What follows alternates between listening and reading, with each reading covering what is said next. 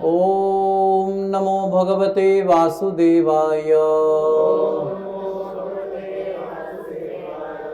हरे कृष्णा कृष्ण कृष्णा हरे हरे, हरे राम राम राम हरे हरे। एक बार और अच्छी तरह से सब लोग पुकारिए, हरे कृष्णा कृष्णा कृष्णा हरे हरे, हरे राम राम राम हरे हरे।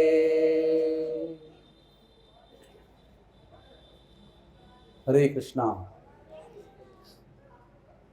तो 30 तारीख के जनवरी के 2023 के संध्या को आप सबका स्वागत है। हरि बोल।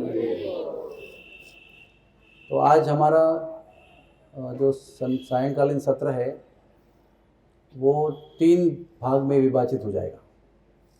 पहला भाग होगा मध्वाचार्य का, आज तिरुभाव दिवस है मध्वाचार्य जी महाराज का, तो उनके विषय में चर्चा करेंगे। दूसरे विभाग में हम इस धाम की कुछ लीलाओं को आरंभ करेंगे, जो हम क्रमशः कल परसों वर्षों चलाते रहेंगे, और आखिरी 10 मिनट में कुछ इस पे दिखाएंगे आपको, आपके जानकारी के लिए।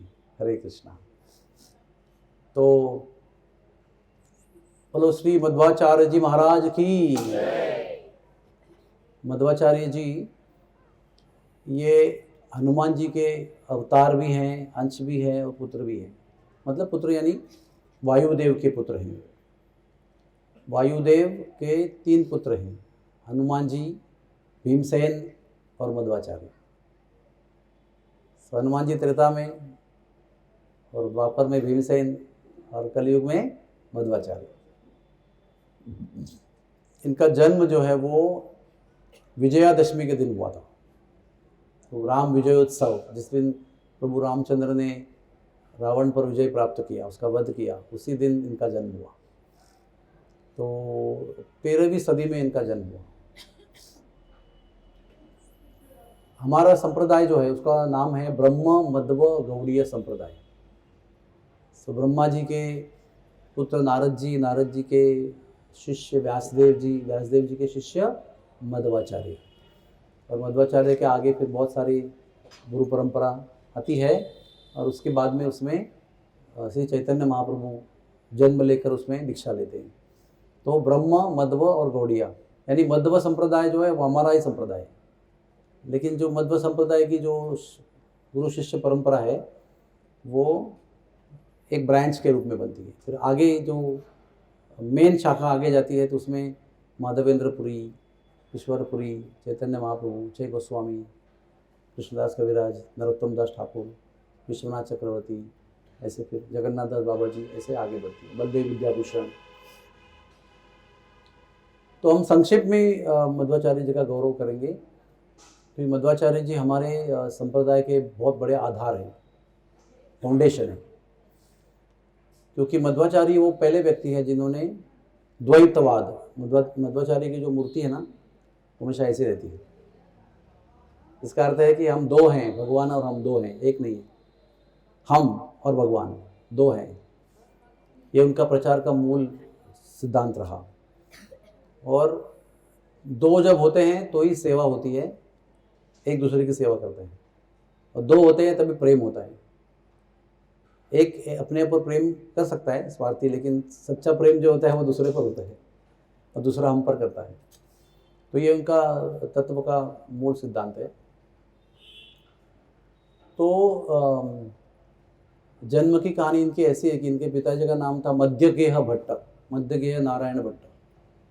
वो पाजका नाम की जगह पर रहते थे। ये हमारा गांव जो है ना उसमें उडुपी सेंट्रल में है, उसके उत्तर में नॉर्थ कैनरा और दक्षिण में मैंगलोर तक, कासारगोड़ तक साउथ कैनरा। तो उडुपी के 12 किलोमीटर आगे दक्षिण में एक गांव है, उसका नाम पाजका क्षेत्र। ये चंद्र के ऊपर बना है, पाजका। तो मध्यगेह भट्ट और उनकी पत्नी 12 किलोमीटर चलकर अनंत नारायण के मंदिर में आते थे। और अनंत नारायण मंदिर परशुराम जी का मंदिर है, परशुराम पीठ है, रौप्य पीठ कहते हैं उसको, और उसकी आराधना करते थे। उन्होंने 12 वर्ष तक तप किया, नंगे पैर आकर चलकर, और उसके फलस्वरूप मकर संक्रांति के दिन एक दिन चमत्कार हुआ। उधर एक पागल व्यक्ति रहा करता था, तो हमेशा अपने अपने पागलों की तरह व्यवहार करता था, और लोग भी उसका कभी आनंद लेते थे, कभी उसको दुर्लक्ष्य करते थे। मकर संक्रांति के दिन वो ध्वजस्तंभ पे चढ़ गया। हमारे गांव में हर एक मंदिर के सामने एक ध्वजस्तंभ होता है, उसके तो दीपक लगाने की व्यवस्था भी होती है और ध्वज लगाने की व्यवस्था भी होती है, उसके बिना मंदिर नहीं होता है। तो वो चढ़ गया उसके ऊपर एकदम ध्वज के पास, और एकदम पहले तो ऐसा उसका व्यवहार था, एकदम बदल गया, पर गंभीर हो गया वो। तो सब लोग को कहता है सावधान सावधान, मैं क्या बोल रहा हूँ सुनो। सब लोग सुनने लगे उसको। उसने कहा कि बहुत ही जल्द वायुदेव के अवतार जन्म लेने वाले हैं। और ये तो मैं आपको एक ही वाक्य बताया, ये बहुत सारे वाक्य बताए। इसका सार ये था कि बहुत जल्द हमारे यहाँ वायुदेव के पुत्र जन्म लेने वाले हैं। और वो उसके बाद उतर के कहाँ चला गया किसी को पता नहीं चला। और उस भीड़ में मध्यगेह भट्ट उसकी पत्नी भी थी, वो भी सुन रहे थे। अच्छा, उनको ये नहीं पता था कि उनके ही गर्भ में आने वाले हैं। इसके पीछे भी एक कहानी है। कलयुग के शुरुआत में ब्रह्मा जी को सब देवता लोग मिले और उन्होंने बताया कि अरे सब जगह पर मायावाद मायावाद मायावाद फैला हुआ है, सब लोग ब्रह्म में लीन होने की बातें कर रहे हैं, सब लोग भगवत ज्योति में एक रूप होने की बात कर रहे हैं, भगवान का व्यक्तित्व नष्ट हो रहा है। तो उस समय ना सभी देवता बैठे थे, ऐसे सभी देवता। तो ब्रह्मा जी ने सब के ऊपर ऐसी नज़र डाली और वायुदेव पर उनकी नज़र जाके स्थिर हो गई। उन्होंने कहा आपको ही जाना होगा आपका अवतार लेकर, और ये मायावाद का खंडन करना होगा। तो वायुदेव को इस आज्ञा के साथ ब्रह्मदेव ने शक्ति आवेशित कर दिया, और फिर वो यथावकाश मध्यगेह की पत्नी के गर्भ में प्रवेश की, और फिर विजयादशमी के दिन उनका जन्म हुआ। ये जब 6 महीने के हुए ना, बहुत लंबी लंबी उनकी लीलाएं हैं, मैं आपको कुछ कुछ बता रहा हूँ। इनके बल के विषय में, इनके भूख के विषय में, इनके शौर्य के विषय में बहुत सारी बड़ी बड़ी कथाएं हैं। तो 3 महीने का समय जब हुआ, 3 या 6 महीने का हुआ, अन्नप्राशन का समय था उनका। तो उस समय उनकी बड़ी बहन थी और माता कहीं बाजार जा रही थी, तो बड़ी बहन को कहा कि ज़रा संभालो इसको, मैं आ रही हूँ। तो उतने में इस बालक को इतनी भूख लगी तो वो जोर से रोने लगा। बड़ी बहन को समझा नहीं क्या करना है अभी, मतलब इतनी वो प्रगल्भ नहीं थी, मैच्योर नहीं थी कि वो बहुत भयंकर रोने लगे। तो माता भी नहीं है, तो बहुत माता को पुकारा, कुछ रिस्पॉन्स नहीं आया, तो वो यहाँ वहाँ भागने लगी। उतने में वो बालक जो है ना, वो अन्न के गोदाम में घुस गया, जहाँ पर गेहूं के बैग्स बड़े बड़े, सब ऐसे मक्के के बैग, जैसे चावल के ऐसे रखे रहते हैं, उसमें घुस गया वो। वापस बहन लौट के आई, दरवाजे तक गई, माँ को पुकारा और लौट के आई, देखा तो भाई गायब।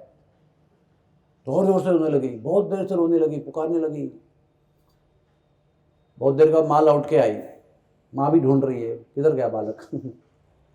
तो बालक ना एक 40 किलो के गेहूं के बैग के अंदर घुस गया और 40 किलो गेहूं उसने कच्चा खाया। इस प्रकार से हमारे वासुदेव का अन्नप्राशन हुआ।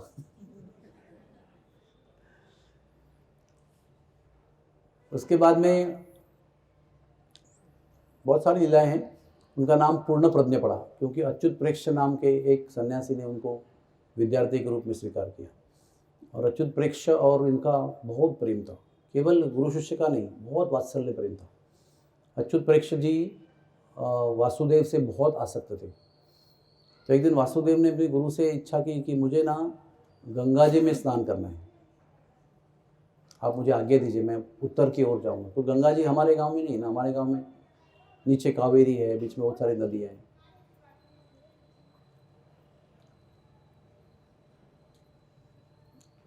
तो बहुत मुश्किल से उनको अनुमति दी कि जाओ, जल्दी लौट के आना।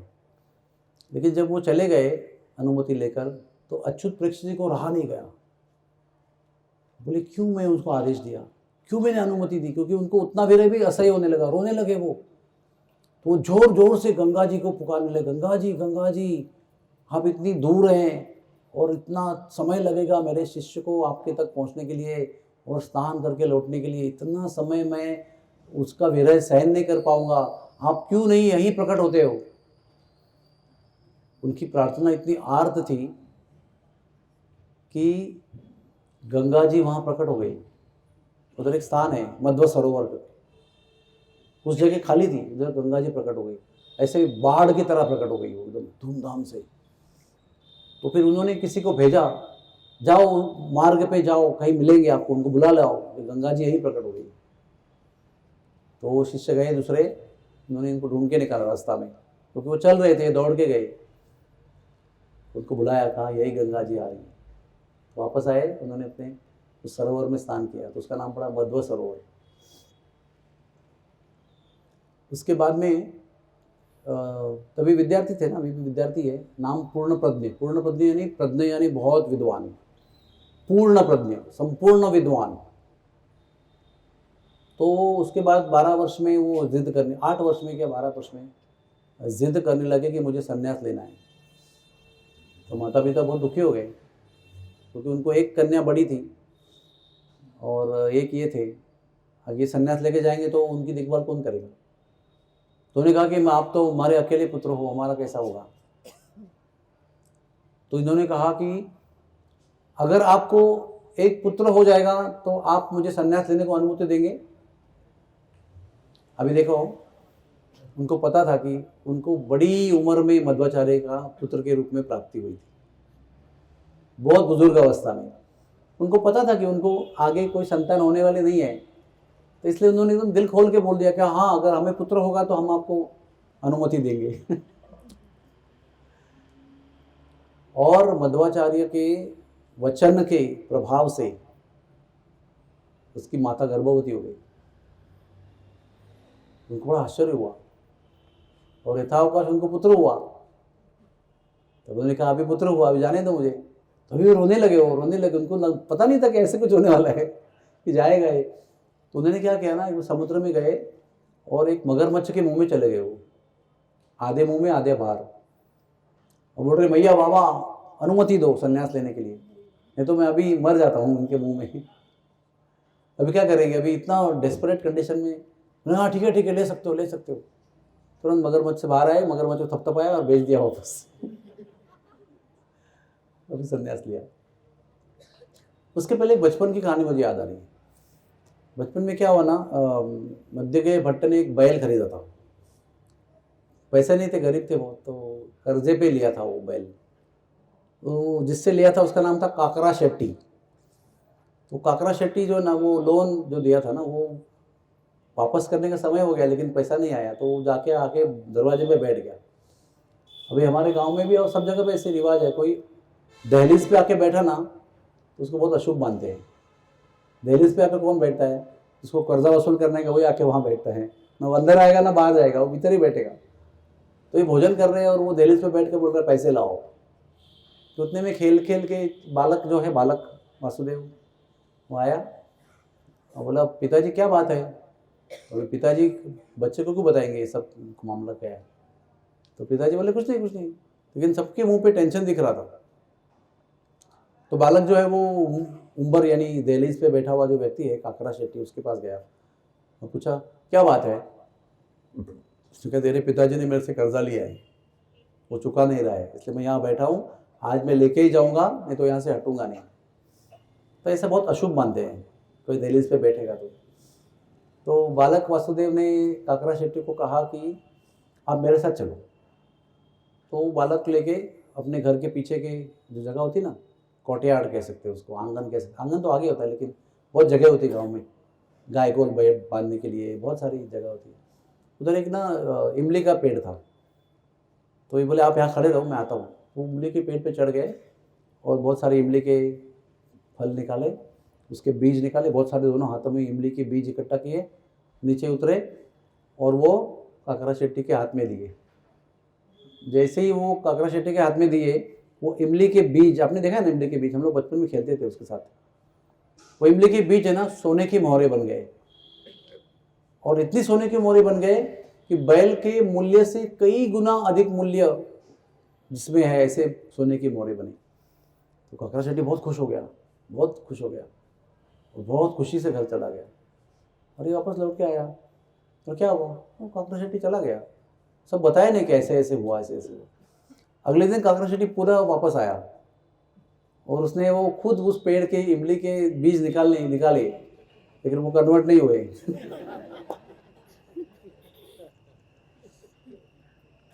ऐसे बहुत सारे चमत्कार किए। एक बार स्कूल से लौट के आ रहे थे वो ना बहुत उनको भूख लगती थी, बहुत ज़बरदस्त। तो हर 3 घंटे में स्कूल से घर आते थे और खाते थे और जाते थे। तो घर में भी परेशान थी माता, अरे तो वैसे कैसे पढ़ेगा ये, हर 2 घंटे में घर आएगा तो बीच में का क्लास जो मिस होगा उसका क्या होगा।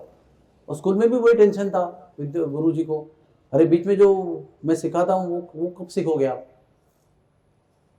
तो जब ये पूछा गुरु जी ने, तो बीच में जो भी कुछ सिखाया था बहुत दिनों ने, वो सब उन्होंने बोल के दिखाया। तो बड़ा आश्चर्य हो गया, कैसे पता है इसको। एक दिन स्कूल से उनकी ना ब्राह्मण दीक्षा हुई, उसके बाद वो लौट के आ रहे थे स्कूल से, तो उनको वो एक राक्षस मिला, नाग के रूप में था वो, मणिमान। वो पिछले जन्म में भीम से भी उससे युद्ध किया था और भीम ने उसका वध किया था। तो वो प्रतिशोध की भावना से उनके रास्ते पे था। अभी भी मणिमान का एक स्थान है वहाँ पर, तो वहाँ पर मिला उसको। तो मणिमान ने आक्रमण करते ही वासुदेव बालक और मणिमान का युद्ध हुआ। सब विद्यार्थी हट गए, दूर से देखने लगे क्या हो रहा है। तो उसके बाद भयंकर युद्ध हुआ। उसके बाद में अपने दाहिने पैर के बड़े अंगूठे के नीचे उसका सर दबाकर कुचलकर उसने, वासुदेव ने मणिमान का वध कर दिया। तो वो जगह अभी है, वहाँ पर वो मणिमान का मॉन्यूमेंट बनाया है। तो ये सब करने में टाइम लगा ना थोड़ा सा। अभी समय पे माताजी को हमेशा पता होता है कि मेरा बच्चा जो है 3:35 पर घर आएगा, तो मेरे लिए सब रोटी वोटी तैयार रखना है क्योंकि वो भूखा आएगा। तो बहुत देर तक नहीं आया, तो मैया पुकारने लगी, वासुदेव वासुदेव कहाँ हो। तो वो तो बिजी था, लेकिन जब उसने उसका वध किया तो सुनाई पड़ा कि माँ पुकार रही है। तो उसने वहीं से जंप किया, स्ट्रेट छलांग लगाई घर पे अपने, एकदम स्ट्रेट। आज भी उनके घर के पीछे के हिस्से में जहां पर वो लैंड किए ना, जो उनके पैरों के चिन्ह है शिला के ऊपर। भैया का कोई बात नहीं, ऐसे ऐसे हुआ, बालकों ने आके बताया, एकदम इनको कुछ फर्क नहीं पड़ा, ठीक है everything is fine. Just like हम लोग गेम खेल के आए ना, तो वैसे राक्षस को मार के आ गए। चलो अब स्टोरी को आगे बढ़ाते हैं। फिर उनका संन्यास होता है, उनका नाम पड़ता है मध्वाचार्य। तो मध्वाचार्य के रूप में उनका विशेष कार्य था, जीवन कार्य तो प्रचार करने का था ना, कि भगवान और हम अलग अलग हैं, दो हैं, द्वैतवाद।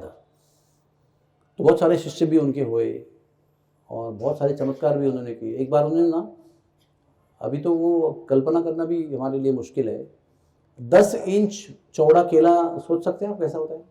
हमारा केला है ना, वो मैक्सिमम 1 इंच चौड़ा होता है, लंबा बड़ा हो सकता है, हमारे वसई में बड़े बड़े मिलते हैं, लेकिन कितना भी मोटा होगा तो 1-1.5 इंच चौड़ाई होगी उसकी। ये 10 इंच चौड़ाई वाले केले इन्होंने एक सफर में 200 खाए, 200 बनानास ऑफ 10 इंचेस विड्थ एक सफर में। और एक सफर, प्रचार सफर में कुछ 10 गुंडों ने उन पर आक्रमण किया। तो एक हाथ में दंड था, तो एक ही हाथ से 10 लोगों का वध कर दिया, एक ही हाथ से, खेल खेल में। फिर बहुत समय बीता, तो एक बार उन्होंने 12 सूत्र, एक बहुत फेमस सूत्र है, जो एक ग्रंथ अवेलेबल है उसका, 12 स्तोत्र, 12 मंत्र उन्होंने लिखे। और कंपोज करते करते करते, उसको रचना करते करते करते वो मलपे बीच में गए, समुद्र किनारे। तो वहाँ पर उनको ना कुछ अजीब संकेत हुआ, तो वो समुद्र में देखने लगे। तो उनको पता चला कि एक बोट फंसी हुई है, गोल गोल घूम रही है समुद्र में, तूफान में। तो उन्होंने ऐसा शेला निकाला अपना, उत्तर ही होता ना, तो गोल गोल घुमाया और हवा को नियंत्रित किया, हवा को निर्देशित किया और ऐसे उसको घूमते हुए जहाज को किनारे में खींचा। वो जहाज द्वारका से आ रहा था और उसके अंदर बहुत सारा बिकाऊ सामान था। किनारे लाया तो उसका जो मालिक था वो बहुत गदगद हो गया कि किसी ने बचाया मुझे, उनके चरणों में आके गिरा। मैंने कहा क्या चाहिए आपको, बोलो, बोट पर जो भी है साहब वो ले सकते हो। मैंने कहा हमें कोई ज़रूरत नहीं, हम तो सन्यासी है, नहीं कुछ ना कुछ तो लेना पड़ेगा। तो उन्होंने कहा वो दो जो कोने में आपने वजन रखे हैं ना चंदन के, बोट को बैलेंस करने के लिए, वो चाहिए हमको। हाँ ले लो, कोई बात नहीं। वो जो चंदन के दो ठेले थे, क्या कहते हैं, ठेला कह सकते हैं, ढेर कह सकते हैं, बहुत बड़ा था वो। द्वारका जब डूबी भगवान के अंतर्धान होने के बाद, उसके पहले रुक्मिणी देवी ने कृष्ण बलराम की दो मूर्तियाँ, क्या नाम उनका, देवताओं की कौन, मूर्तिकार कौन है वो, विश्वकर्मा जी से दो मूर्तियां बना के ली थी कृष्ण बलराम की, और उनका उन्होंने जीवन भर पूजन किया। तो सब अंतर्धान हो गए। तो भगवान की इच्छा से ये दोनों मूर्तियां चंदन में लिप्त होकर वो समुद्र के किनारे आके वैसे ही रहे। तो जब ये व्यापारी अपना बोट तैयारी कर रहा था तो बैलेंस करने के लिए इसने इसको उठाए, तो दो कोने में रख दिए और वैसे ही यात्रा करता रहा। तो उन्होंने कहा वो दे दो हमको। तो शिष्यों को कहा जाओ उसको ले लो। तो 35 शिष्य गए और 35 मिलकर एक भी नहीं उठा पाए। दोनों तरफ कोशिश किया लेकिन एक भी को टस से मस ना कर सके। फिर अकेले गए, एक को एक हाथ में लिया, दूसरे को दूसरे हाथ में लिया, फिर चलने लगे। अब देख के आश्चर्यचकित हो गए, 35 लोग जिससे पूरे शक्ति के साथ उठा नहीं पाए, उसको एक व्यक्ति दोनों उठा रहे हैं। तो दो लेकर चल रहे हैं अपने शिष्यों के साथ अपने मंदिर की ओर, निवास स्थान की ओर। तो एक भगवान की इच्छा से उनके हाथ से गिर गया। ऐसा पसीना आया बहुत और बैलेंस टूट गया, इसलिए नहीं, वो निकल गया। गिरते ही दो भाग में उसका रूपांतर हो गया, दो भाग हो गए। उसके बीच में से बलराम जी की मूर्ति प्रकट हुई और बलराम जी की मूर्ति, उन्होंने, बलराम जी उनसे बोले कि मुझे समुद्र किनारे यही स्थापन करो। तो उन्होंने वही स्थापन किया। उनका नाम दिया वड़भांडेश्वर। वड़भांडेश्वर, आज भी वहाँ पर वड़भांडेश्वर जी, बलराम जी विराजमान है। दूसरा लेकर वो गए और मध्वा सरोवर के बाजू में उन्होंने स्थापन किया। वो जो लॉग था, ढेर था चंदन का, वो मध्वा सरोवर में उन्होंने डाला तो पूरा चंदन पिघल गया, उसमें से कृष्ण की मूर्ति प्रकट हुई। तो आज जो हम उड़पी कृष्ण कहते हैं वो मूर्ति उन्होंने वहाँ पर स्थापन की, मध्वा सरोवर के बगल में। और फिर 8 शिष्य, प्रमुख शिष्य बनाए उन्होंने, और 8 लोगों को 2-2 साल की भगवान की सेवा का योजना बनाई, और 8 लोगों को 8 जगह पर भी स्थान दिए कि आप यहाँ बसो, और हर 16-14वें साल में आपका टर्न आएगा 2 साल का, उसको पर्यावा कहते हैं। संक्रांति के समय पर वो चेंज होता है, अभी चेंज हो गया, अभी नहीं हुआ, लास्ट ईयर चेंज हुआ। तो 2 साल में एक बार चेंज होता है, बड़ा उत्सव होता है। एक स्वामी जी एक मठ से आते हैं अपने परिवार के साथ, दूसरे स्वामी जी सेवा कर रहे हैं, वो उनको सुपुर्द करते हैं, तो चले जाते हैं। 2 साल वो स्वामी जी सेवा करते हैं, ऐसा सिस्टम बनाया उन्होंने। अभी आज उनका 13वां भाव है। तो 13वां भाव कैसे हुआ? क्योंकि अनंतेश्वर रौप्य पीठ आसीन पर परशुराम भगवान की कृपा से उनका जन्म हुआ था, उनके व्रत से। तो वो बड़े शास्त्र में पारंगत थे, लेकिन फिर भी सारे शास्त्र में तैत्तिरीय उपनिषद उनको बड़ा प्रिय था, और तैत्तिरीय उपनिषद के ऊपर उनका भाष्य भी अवेलेबल है, और वो हमेशा उस पर प्रवचन किया करते थे। तो अनंतेश्वर मंदिर के अंदर, अनंतेश्वर जहाँ दिखते हैं, ऐसे समझो, ऐसे दर्शन दे रहे हैं अनंतेश्वर, तो ये साइड में जो दिशा है उसके अंदर जो एक एंट्रेंस है उसके एक ऊपर वो बैठते थे, और उस तरफ लोग नीचे बैठते थे। जैसे यहाँ भगवान दर्शन दे रहे हैं, अब अगर आप टर्न करके चले गए परिक्रमा में, आपको वहाँ पर एक जगह मिलेगी, वहाँ पर बहुत बड़ी जगह है, और इसके अंदर से वो प्रवचन दे रहे हैं। तो आज की तिथि में, यानी माघ शुक्ल दशमी के तिथि, वो रोज की तरह प्रवचन करने बैठे तैत्तिरीय उपनिषद पर, और उपनिषद पर प्रवचन करते करते अंतर्धान हो गए, वो अदृश्य हो गए। वो सीधे बद्रिकाश्रम चले गए, तो वहीं से अंतर्धान हो गए, वापस नहीं आए, क्योंकि व्यासदेव उनके गुरु हैं। तो वो बद्रिकाश्रम में व्यासदेव रहते हैं। जीवन काल में वो 2 बार पहले भी बद्रिकाश्रम जा चुके थे, जहाँ मनुष्यों का प्रवेश नहीं है। बद्रिकाश्रम जो हम जाते हैं ना, वो एक एरिया है, उसके आगे मनुष्य जा सकता नहीं है, और उसके आगे वो बेर का पेड़ है जिसके अंदर व्यासदेव तपस्या करते हैं। इसका दर्शन हमको नहीं हो सकता है। 2 शिष्यों को लेकर गए थे, उनको पीछे छोड़ दिया और अकेले जाकर उनको मिल के 2 बार आए थे, और अगली बार भी अभी उनके पास ही गए, वहाँ से अंतर्धान हुए। तो ऐसे मध्वाचार्य हमारे आचार्य हैं और हम उनके बहुत ऋणी हैं, क्योंकि उन्होंने हमारे जीवन में बहुत सारे उपदेश दिए हैं, बहुत सारे। उनका महाभारत पर जो ग्रंथ है, महाभारत तात्पर्य निर्णय, वो कहते हैं कि भीमसेन के रूप में, वायुदेव के पुत्र के रूप में उन्होंने महाभारत का युद्ध खुद देखा था, तो वो साक्षात्कार उनके अंदर भी था। इसलिए महाभारत का अलग दृष्टि से उन्होंने तात्पर्य लिखा है, महाभारत तात्पर्य निर्णय, और बहुत सारे ग्रंथ भी लिखे हैं, कब 80 ग्रंथ लिखे। वो सब उडुपी में अवेलेबल हैं। और उडुपी कृष्ण जो है वो सबके आंखों के तारे हैं, इतने सुंदर। उडुपी कृष्ण को सारे अलंकार जो है वो सोने और हीरे के ही पहनाते हैं। एक स्वामी जी ने अपने पर्याय में पूरा एक हीरे का मुकुट बनाया, 1 करोड़ रुपए का। अभी उस जमाने की बात है, वो आज का 10 करोड़ का हुआ। उस जमाने में 1 करोड़ का हीरो का मुकुट बनाया। फिर उसके अगले पर्याय में दूसरे स्वामी जी ने अपने पर्याय में अनेक करोड़ों का ड्रेस बनाया, पूरा यहाँ से लेके यहाँ तक खाली हीरे का ही ड्रेस बनाया बस। और अभी वो दोनों मिलकर पहनाते हैं उनको संडे को, वज्र कवच कहते हैं उसको। संडे के दिन आज भी दर्शन होता है, वज्र का मुकुट, और वज्र यानी हीरा। हमारे साउथ इंडिया में वज्र यानी हीरा, तो उसको पहनाते हैं।